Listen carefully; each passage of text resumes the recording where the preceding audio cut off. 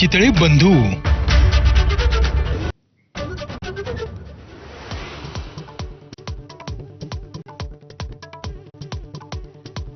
26/11चा मुंबई दहशतवादी हल्ल्याचा मास्टरमाइंड तहव्वूर राणाला आजच भारतात आणण्याची शक्यता.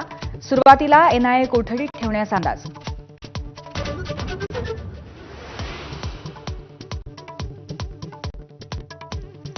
दीनानाथ रुग्णालयाला महापालिकेचा दणका. 2 दिवसांमध्ये 22 कोटींचा मिळकत कर न भरल्यास जप्तीचा इशारा.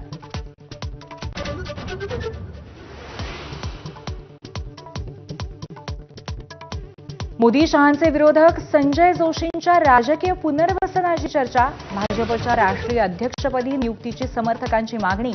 दिल्लीत घोषणाबाजी.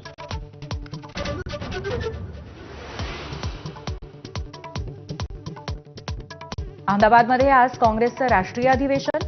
सध्याची आव्हानं आणि भविष्यातील रणनीतीवरती होणार चर्चा.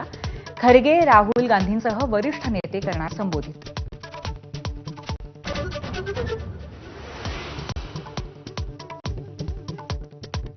देशात वक्फ कायदा लागू. केंद्र सरकारकडून अधिसूचना जारी.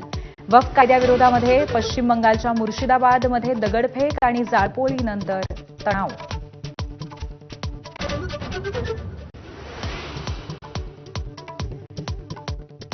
तुळजापूर ड्रग्ज तस्करी प्रकरणामध्ये तुळजाभवानी मंदिराच्या 13 पुजाऱ्यांचा सहभाग. जिल्हाधिकाऱ्यांनी मागवली आरोपी पुजाऱ्यांची नावं. सरसकट बदनामी नको. पाळीकर पुजारी मंडळाच्या अध्यक्षांचं आवाहन.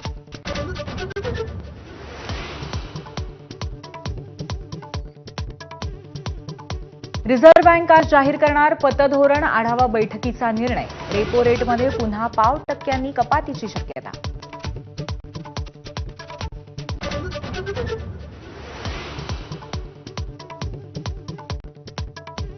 घरगुती वापराच्या एलपीजी पाठोपाठ आता सीएनजी आणि पाईप गॅसही महागला. सीएनजीच्या दरामध्ये ₹1.5 तर पाईप गॅसमध्ये ₹1ची वाढ.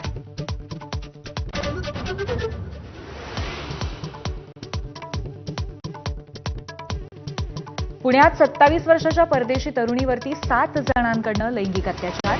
राष्ट्रवादी काँग्रेसचा माजी पदाधिकारी शंतनू कुकडेसह 7 जणांना अटक.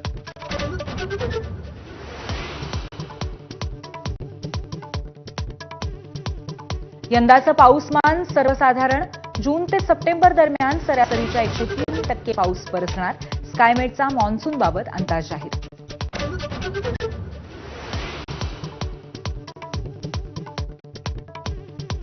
अमेरिकेकडून चीनी वस्तूंवरती 104% आयात कर. आजपासून अतिरिक्त करवसुली. चीन अमेरिका व्यापार युद्धाचे ढग गडद आणि जगावर त्याचा परिणाम होणार.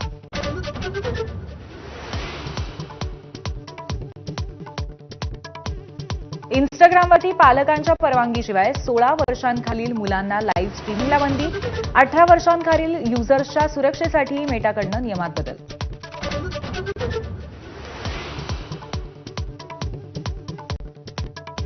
आयपीएलमध्ये अटीतटीच्या लढतीत लखनौ सुपर जायंट्सची बाजी. कोलकाता नाईट रायडर्सचा 4 धावांनी पराभव केला. रहाणे आणि रिंकू सिंगची खेळी व्यर्थ ठरली.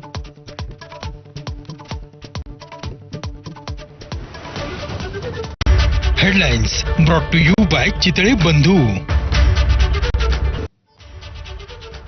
ब्रेकनंतर पुन्हा एकदा स्वागत. 26/11 हल्ल्याचा मास्टरमाइंड तहव्वूर राणाला आजच भारतात आणलं जाण्याची शक्यता आहे.